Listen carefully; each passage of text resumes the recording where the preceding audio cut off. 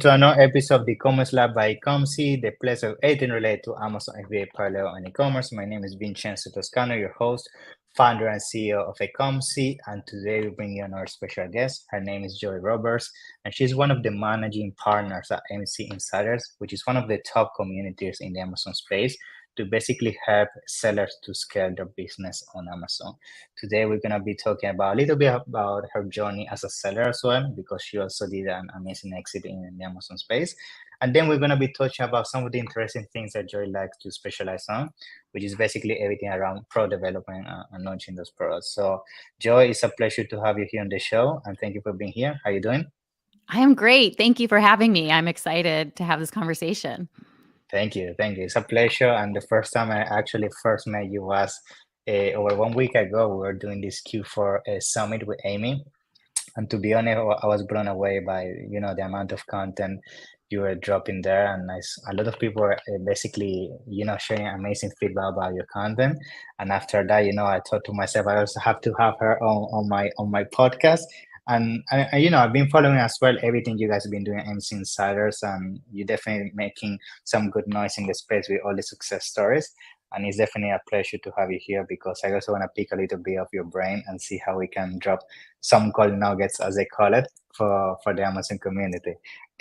Now, before we jump into that, though, let's talk a little bit about Joy and how you got started into the Amazon space, because I know you have an interesting story, and it would be great that you can share with us your experience and how you go here. Yeah. Yes. Well, thank you. And I didn't always sell on Amazon, right? It's like some people think, "Oh, we are just like born successful Amazon sellers." And Yeah. I love to share that I had the desire and the passion to start selling on Amazon. I did come from a corporate background. I had great corporate jobs. I loved my corporate jobs. I was actually really good at them. But I wanted to work just as hard for myself. I didn't wanna make Yeah. somebody else money, Of and course. I made the decision in late 2020, going into 2021, that I was gonna sell on Amazon, and I really started my journey with how much money I wanted to make per unit. Okay. And just quick backstory, I did try to sell in 2017 off of a passion, and Mm, it didn't go anywhere, and I didn't yeah. really understand how to sell. So now in 2021, I was like, "Okay, I still wanna sell on Amazon. I'm not giving up Yeah. on Amazon." Yeah. And I started to think, "What if what would make me excited?" Right? Like, Yeah. to be a successful seller, but what is that? And I thought, "What if I could make $100 per every unit I sold?" Like, what if? Mm-hmm. So I wrote that down. I just started with my goals. And from there, I was like, I want to find products where I can make $100 per unit. And when I'm talking 100 per unit, I'm talking into my pocket, Nice. which After means you have, everything, net. yes, like in my pocket. No So revenue. exactly. So, that kind of puts it at a higher retail price on Amazon. And Yeah. Amazon isn't totally known for that, but there are expensive products sold on Amazon. Yeah. So I thought, well, I can do that. So that's what I did. I found with research and data and made educated decisions for my product. And I found a product that I could launch at 200, and over the 12 months, I was able to bump the price up to just under $400 before I Wow. was able to exit that brand. Yeah, so that's kind of my quick, short selling story in like a little nutshell.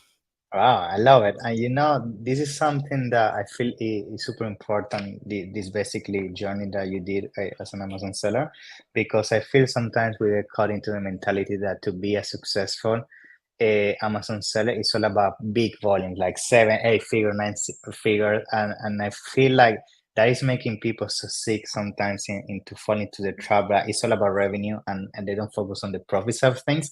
Like I have done audits on accounts that are sometimes eight figures, and when you go on the profit, you're basically doing a six-figure profit, right? So they have Right. so much overhead, so many expenses, and then sometimes you do an audit on a seller that just six figures and they're making pretty much more money than a seven-figure seller. So, and it's all about the margin. It's all about realistically the profit and what is left on your pocket. And you have seen all the different summits, events, keynotes we're seeing this year. It's all about profit because we have basically realized after so many mistakes, all of us and the community overall, that focusing on revenue is not anymore the answer here, right? Exactly.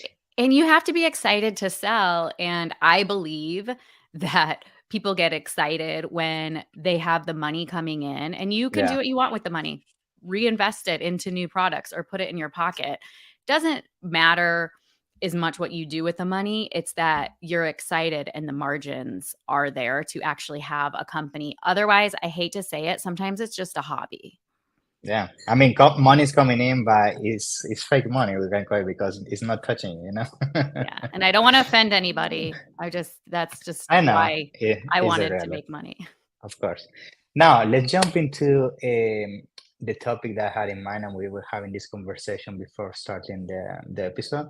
That, your specialty is everything around product developing and launching products, right? And I feel in 2023, things are much more different than in 2014, 2018. I mean, things jump now pretty much week after week, and you see that on LinkedIn, Facebook, blogs. Things are evolving very fast, and things that worked last week are not working right now, basically. And based on that, I want to ask you, because I know you're doing this on a daily basis with your amazing community, MC Insiders. Like, what are some of the things you can advise to our listeners and the ones watching today? That's very important to find the right product. Like, what are some of those things you can share with us? Yeah. Yes, it is super important now that your product is innovative and you have marketing points that you can get ahead of your competition. And it has changed. You're right. The market has changed over the past several years. Mhm. The biggest thing that I like to teach in our AMZ Insiders program is you start with your keywords. And let's just Okay. use the keyword water bottle. I'm just looking at my desk. So Mm-hmm. it's like if you have the keyword water bottle and you know that there is a big search volume, I'm making this up, so don't go into helium-10 and Yeah. like call me out. Yeah. Um, it's like 100,000 searches a month, right, for water bottle. Okay, well, let's drill that down even further. So water bottle with time marker. Okay, so Hmm. now we're more in the $30,000-$40,000 range. Yeah. Well, there's a lot of water bottles with time markers. What are you gonna do to make yours innovative? So then we work from there. There's several ideas, right? I can just give you ideas. Well, we can make it rechargeable. You can have it light up. You can have motivational sayings, Yeah. right? You So can do a license deal with some huge Disney or something like that. Whatever. Yeah. yeah, great idea. Yeah. Exactly. Yeah. You can put squishmallows on them. I don't know. Opportunities are endless, but that is how you differentiate a product that is already selling. So you already know that people are buying it on Amazon specifically because the best reason to launch products on Amazon is people are there to make purchases. They're shopping. So you want to show up when they're shopping and you want your product to stand out and be cooler than everybody else's on page 1. Yeah. Super important. I think, yeah, niching down is the key nowadays. I feel there's so much content out there that only focus on, yeah, find the product that has the most revenue, go to Alibaba, flip it, put a logo. And this is something that we know is not the game anymore. And I feel the example you gave there, it's actually some of the things I see people failing to do, because they fall into the trap mentality that as soon as they see a low search volume or something that's very niche, they might start feeling, oh, it's not scalable, or maybe there's not enough demand. But what they don't understand is that sometimes having 3 or 5 of these small products is going to be much more profitable and scalable than having that one water bottle that's super generic that you're not going to be able to scale, because PPC is going to kill you, you're not going to rank, and there's basically no opportunity for you to diversify, right? Yes, exactly, and you just brought up a really good point, is that there has to be enough room in your Exactly. margin for your marketing and to make mistakes. Look, when I was a new seller, I made plenty of mistakes, but luckily I had the margin in there to Mm, make mistakes. yeah, that's the thing. When you have a water bottle that's $10, and the CPC is $3 per click. I mean, you have one click, Yeah. and that's it. You're done. All right. Now, let's jump into how do we even get started with the journey of finding the product? Because of course you mentioned something very interesting, which is starting with keywords. But sometimes people have this paralysis analysis that they don't know if they should start with something that they are passionate about, or they have a hobby about, or they should just go to a store and maybe leave their imagination to walk around and call, ideas come to them and then start the research from them. Do you have some advice also around that? Because I know, of course, starting with keywords is a good tip as well, but some people, sometimes they come to me and they ask me, what if I want to do something around my passion? And that's something that you actually mentioned throughout your journey. Yeah. So it would be great that maybe you can give some insights about that. Yeah. Yeah, I think brainstorming all of your product ideas and writing it down and keeping it Okay. organized will get all of that out of your head, right? So, first thing, it's like passion. Okay, Mm, say you're really into working out, fitness. mm, So, mhm, that's fine. I would write that down, and I would also do just regular product research that is not about your passion. So you can look at them mm, side by side.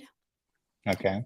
And one thing that I like to do with any product I want to sell. I see products every single day that I want to sell, and to get it out of my head, I'll write it on my brainstorm list, and then I also go to Amazon and I just put Mhm, in the search bar like how about ice makers, right? Ice makers are attractive to me because they're a little bit more expensive. So I'll yeah. put in ice maker into the Amazon search bar, and then there's more suggestions that will come up. So it might Yeah. say ice maker for countertop, ice maker for travel. And that Yeah. will give you other like really drill down. And so I'm not saying I'm passionate about the ice maker, but those are just like the product ideas. I mean, maybe I Yeah. am, right? Because it's like I like to make smoothies and I want different type of ice. So that can Yeah. kind of fall into it. But don't discount something if you're not completely into it. Because my product that I grew from 0 to a million, I liked the marketing part of it. And it was actually geared towards Mm, men. And I I see. am very into like now I sell women's health products, but it was very into men, but I got into the marketing part of it. I see. And that was super fun, and I was into the margins. So even if it is outside your passion, just put it down and validate it. Just and see when you are validating it, do you get excited about it even though it's Yeah. not a passion? Sometimes it's good when it's not a passion because then you're not completely Yeah. um, emotionally attached to it, but you have to love your Hmm. brand. No matter what, you need to be proud of the product you're selling and your brand. Yeah. And you mentioned something there, the emotional side of things. That's something that unfortunately I see a lot. Like sellers, they know the product is not gonna really make it. I mean, there's no way around, but they get stuck into the mentality. This is my product, this is my baby. They put more money into it, and it goes down and down and down, and it's a hole, right? And I feel I actually like the tip of maybe trying to stay away from passion, because I feel like passion can easily become very emotional, and you stop thinking about the money, which at the end of the day, we're doing this because of the money and what the money can bring us to us as a person, to our family, friends, and community, and so on. But if you're only doing more harm to yourself because you're going to debt and then you cannot pay this and then the business is gonna go under, what's the point, right? No point. Okay. Now let's talk about. We start with the pro research. Let's say we find an amazing idea in terms of within the niche. I always feel like we still need to go the extra step further. And what I mean by this is, finding that idea maybe on Helium 10 or whatever is the tool, and just going to Alibaba and still, even if that idea is niche, but not doing any extra modification, I feel it's a matter of time before other people find out, and it's going to be a race to the bottom, the pricing, right? Yep. And something that I've been seeing a lot, and maybe you can share some insights about what you're doing regarding that, is people using a lot of things like now analyzing reviews of the competition, using AI to come up with unique ideas that are really outside the box to make something unique. Try to bring this into some kind of concept and make your own like unique product to really stand out, and nobody basically is going to have that. So what is your take on this? Have you been playing with that? And if so, what are some of your takes around how to even make a product more unique with than the crowd, basically make it unique? Yes. I Yeah. mean, that's the best trick, yeah, is to dig into competitor reviews, and I did that before AI, and Mm, I did pretty good. I changed, 3 or 4 different products, reading the reviews, made hmm some simple changes, but I have to tell you, the AI that I use now is just life-changing, honestly, and, um, I mean, I don't know, I'm happy to share what it is, and if yeah, people of wanna course. reach Yeah, out to feel free me, to share the yeah. so I Shulex has completely changed the way Tulips. that Yeah, I very analyze, good. and I actually can give you guys, maybe you can put it in the notes, but I'm happy to Yeah, of share course. an exclusive, coupon code for you guys that is only for AMZ insiders, but I Nice. like them so much, I worked out this phenomenal deal for our coaching program Nice. because it Okay. and I guarantee your competitors aren't doing it, but what it does is it will analyze 20, 30, however many products of your competitors you want, or just products that you might not have launched yet, Yeah. and it will outline the specific pain points that you can improve on, and it's not just one, like, there's 3 or 4, maybe 5 different ones that you can consider, and the best part is then not only do you get to innovate your product, but that also becomes your marketing, and that's what you lead with to let Mm, everybody know that you're the best product out there, interesting. and it takes Yeah. 1 minute to run this Yeah. program. Yeah, because I guess what you're doing is taking the pain points that people are really like emotional or driven to make a decision to use in the marketing, like in a way of a statement or an image to basically trigger those things and make them buy yours instead, right? Yes, and Shulex has completely changed the way that I'm able to analyze products, and also same with anybody in AMZ Insiders, and now definitely happy to extend it to your community as well. Yeah, of course. Yeah, feel free to. Then, of course, we put it down in the description so everybody can use them. Yeah. Awesome. So that means yes, you're definitely using AI. That's great. But on top of AI, do you do something else maybe in terms of something that I see people using a lot? For example, is Peak Food, right? Yeah. For example, come with 3 concepts, 5 concepts. You basically find the audience. Like let's say in your case, you're targeting males, right? That specific avatar, and you put the age, whatever, and then you can put the concept and you can basically split test like if people like more this design or this color box, like is that something that I guess you would recommend? And if so, what are some of the maybe implementation usually you like to test in Yeah, that concept? definitely PickFu is great, and I think testing is good and looking at colors and everything that's already selling and doing well, and how you can differentiate a little bit, but not go, like, completely crazy with, like, fuchsia or, Yeah, you gotta, like come up with something that has never existed. Yeah, I see what I mean. Yeah. Yes, and another thing I like to say is it's like you always talk about color and design, but size is really big, so, um and this happens with like trash cans, let's say. I've seen this with trash Mm-hmm. cans or even home decor Mm-hmm. where the size might be one size and you can either make it bigger. I like to make things bigger because then there's more margin. You can charge a little extra. Mm-hmm. And it doesn't cost much from a supplier to go just a little bit bigger. Yeah. So size, I feel like is still one of those like hidden gems that people don't know, because when you're online shopping, it is hard to know the size. So you Yeah. can market it as like, this is the biggest trash can and that way. And it's a little trickier because you don't test that on PickFu. You kind of need to, that's where the reviews come into play, and also just using your brain and being innovative and saying, hey, if I want to make this bigger, or could this be smaller? Right. And Mm-hmm. sometimes with like kids stuff, like I have a 5-year-old, I'll look and I pay attention to the size, because there's so many times my kid wants to order something and I'm like, that's tiny. And then in my head, I'm like, oh, but what if we made one that was bigger? That's actually very interesting because once actually happened to me. I launched a product and I didn't do the research. I just based on my knowledge of what I thought the common sizes were, and I totally agree. I missed one of the sizes, and that definitely was a bummer. So yeah, size is very important. That I can definitely tell. Now, another thing that I found also interesting when it comes to product research and development, I feel it's also the vision of you as a seller and your brand. And what I mean by this is you can go two routes. You can go and have basically sell anything that you find a margin and just go the route, sell multiple products that don't connect between each other, or go the route of finding a product that you know from that product can be the seed of a much bigger brand. It can create basically an ecosystem that they complement each other.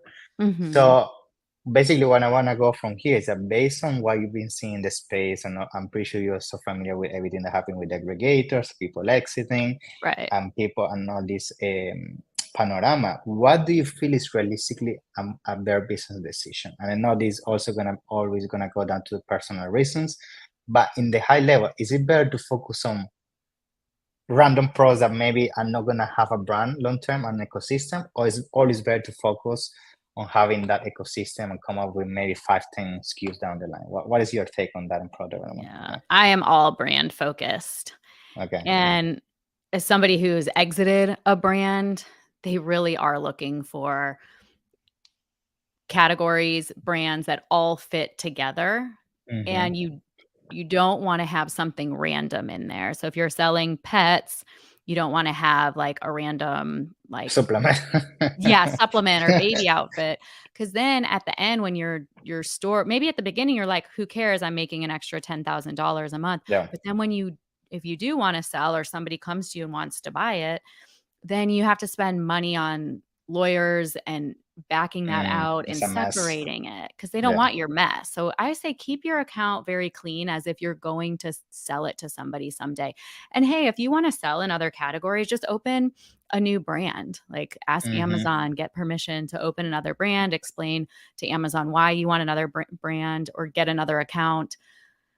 Amazon will work with you if you have proven sales and you explain. But yeah, I'm not a huge fan of just put Yeah. everything in your store. Yeah, I wanted to hear your take because I know this always a mixed feelings conversation. So I wanted to hear what was your take on that. Now, talking about pro development, something that is also very important at the end of the day, I feel it's more than the product, it's the experience the product brings to the table, right? I'm the kind of person that usually when I launch a product, work with my clients, I also focus on the experience outside of the product itself. So it could be when it comes to the packaging, it could be with the extra maybe community they get as part of the product, extra perks, etc. And I'm sure maybe you have some tricks under your sleeve in terms of things that you like to do with your clients or listings. It could be like digital copy of something or you see what I mean? Like these extra things that can help you really stand up. I even saw the other day a phone app, sorry, a water bottle, talking about water bottle, that the way that they differentiate, they create an app on the phone That's that awesome. connects with your Apple Watch and it reminds you when you need to drink water, right? So basically, it's more than a water bottle, it's a whole ecosystem. So talking about that, do you have some ideas maybe or insights or tips that you can share about tricks like that that you can use for differentiation when it comes to launching the brand? Yeah.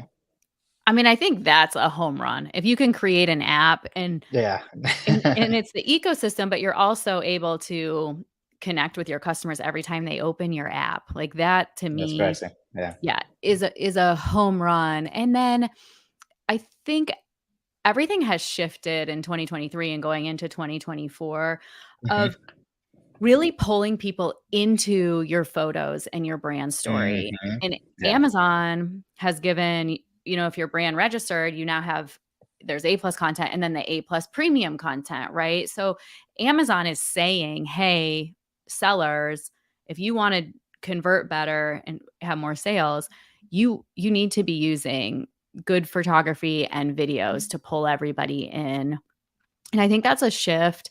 User generated content is really good. Influencers content on Amazon and off of Amazon, I think is really important. And these are small things, not small things, but these are things that are given to you already that Amazon allows you to do. You don't have to pay Amazon for the premium Mhm. content. So it's like take advantage of it because it will set you apart from your competition. And I will say from when you're first launching any product or you're trying to get your store from 0 to a million, you do wanna keep it pretty simple. I try not to Mm, make it very complicated. You do have a really strong listing, focus on your photos and your videos and your selling points. Make sure you understand the problem your product is solving and put that in your title with your keywords. Make sure that you're standing out against your competition on the page, and then do your yeah. outside traffic. Add your outside Mm, traffic. I'm a huge fan of Pinterest, Google Ads, mm, and everything that's visual out there you want to be using. So Pinterest is very visual, Instagram, Facebook, nice. TikTok, all of that. Talking about Pinterest, that's something very interesting. Maybe just we can do a small diversion very quickly in there. Like, is there some, how would you advise, for example, people using Pinterest when it comes to this? Like, can you give some examples as well so people can get some tips as well? Yeah, Yeah, so you're already putting up beautiful photography on your yeah, Amazon page and hopefully your A plus content. You want that on Pinterest. So create a business page, so your brand okay. page on Pinterest. It's free. Put that up Mm-hmm. there. Put your pins on there of your product, and you can choose to run ads or not. Amazon, I will tell you, is running ads on their product. So if you Mm, go to Pinterest okay, now, you do, I don't know, put interesting. in like fridge organizers, like Amazon will come up with their pins. And if Amazon is Interesting. doing it, you want to be doing it. And Yeah, of course. it's free and it's simple. So yeah, get your pins up on Pinterest. If you can get them on other people's Pinterest boards, like influencers, that's even better, but you definitely want to have your pins out there. Wow. Yeah, especially because I'm thinking like, yeah, talking about influencers, you could get a couple of them and then you get traffic from different sources. I'm sure in terms of, how Amazon sees that, I guess you are seeing also results in terms of positioning and so on, right? Long Right. term. Good. Exactly. Very good. Now, so we can start concluding. I know we already talked about, where to start when it comes to finding a product, things to consider when it comes to how we can make this product unique, things that we should consider in terms of which direction either go the brand side or random products pretty much. And we also touched a little bit about these tips in terms of external traffic. Is there anything else you feel like, so we can conclude today's episode around product development, that we should bring to the table that you feel like I definitely need to touch on this so we can do the closing? Yeah. Yeah, my best advice is watch your margin. How much money is coming into your pocket per item sold before you launch your product? Because if Mm, your product's bringing in 3, 4, $5 per unit, you have to sell a whole lot more units yeah. than somebody with a margin or dollar amount making, at least 25%, 35%. To me, I like to see sellers at least launch with their products over $25 on Amazon. Very good. And yeah, and there's just, more costs coming, and so give yourself that cushion in your margin. Yeah, especially with the PPC. I mean, that's another thing. Sometimes I'm pretty sure you have this conversation. People tell you, yes, I did my margins, I have 30, 40%. And then you say, have you actually have you done some research and realized that in these specific keywords you're gonna pay $2 to $4 per click? And oh, I didn't consider that. Right. Small things like this, it can completely change the business perspective, and people don't do it. Yeah, Yes, super important. very good. Thank you very much. I think now, before we conclude the episode, I also want to talk a little bit about MC Insiders. I think what you guys are doing there is amazing, and I definitely want you to take a few minutes to tell us basically what is the whole community about, and how our listeners and the ones watching can basically get involved and all of that. Yeah. Yes, AMZ Insiders is what taught me to sell. I didn't know how to sell and I didn't want to make mistakes. So I actually am a product from AMC Insiders. It was The founded, Apprentice. yeah, right here, living proof. Um, it was founded in around, I think, like 2016 by Jamie Mhm. Davidson and his partners at the time. I was able to come through the program, and it really is one-on-one coaching, and it's a step-by-step guide on how to sell. And there's There's the video library and there's weekly trainings, but it was really the one-on-one support that I got that helped me grow my business. So I came back after I exited and said, "Hey, I want to coach and I want to get involved and help with the training program." And now I'm managing partner, and I absolutely love coaching and helping anybody who wants to sell, because there's room for all of us to sell Yeah. and scale. Awesome. That's very good. So I'm gonna make sure to put everything down in the description as well. And finally, I forgot to mention this, but you also have a podcast which I can see just behind you. So tell us a little bit about, just briefly, what is the podcast about and where people can find it. Yeah. Awesome. Yeah, so I am the host of the Fearless Sellers, the Women of Amazon podcast. Nice.